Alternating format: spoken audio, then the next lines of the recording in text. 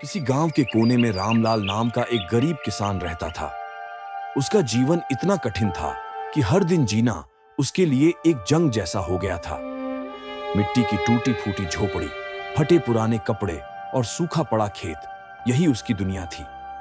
रामलाल के पास थोड़ी सी जमीन थी, लेकिन कई सालों से बारिश न होने के कारण खेत बंजर हो गया था। सुबह सुबह वह बैल लेकर खेत में जाता, मिट्टी पलटता, बीज बोता, लेकिन हर बार वही नतीजा, सूखा और निराशा। खेत की दरारों में उसकी आंखों के आंसू ही समा जाते थे। उसकी पत्नी बीमार रहती थी और दो छोटे छोटे बच्चे भूख से अक्सर रोते रहते। कई बार उन्हें आधा पेट ही खाना मिलता। गांव के लोग कहते, रामलाल अब खेती छोड़ दो, मजदूरी करके कमाओ।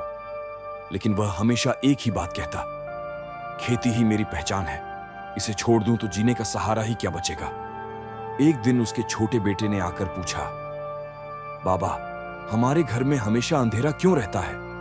बाकी बच्चों के घरों में दिया जलता है, हमारे घर में क्यों नहीं? रामलाल कुछ जवाब न दे पाया। उसकी आंखें नम हो गईं। उसने बेटे को सीने से लगाया और चुपचाप आसमान की ओर देखने लगा, मानो भगवान से हिसाब पूछ रहा हो। दिन बीतते गए। बीमारी से जूझती पत्नी और भूखे बच्चे देखकर उसका दिल टूटता जा रहा था। गांव में किसी की शादी थी, बच्चे मिठाई खा रहे थे और उसके बच्चे खड़े खड़े बस देखते रह गए। रामलाल ने पहली बार महसूस किया कि गरीबी केवल जेब खाली नहीं करती, बल्कि आत्मा को भी तोड़ देती है। लेकिन इंसान की पहचान सिर्फ दुख सहने में नहीं, बल्कि हार न मानने में होती है। रामलाल ने निश्चय किया, अगर खेत पानी नहीं देगा तो मैं खेत में पसीना बहाकर भी बच्चों को भूखा नहीं रहने दूंगा। वह दिन रात मजदूरी करने लगा, सड़कें बनाई, दूसरों के खेतों में काम किया, पत्थर ढोए और जितना भी कमाया बच्चों के लिए अनाज लाया। जब बच्चे ने पहली बार पूरा पेट खाना खाया तो रामलाल की आंखों से आंसू निकल पड़े।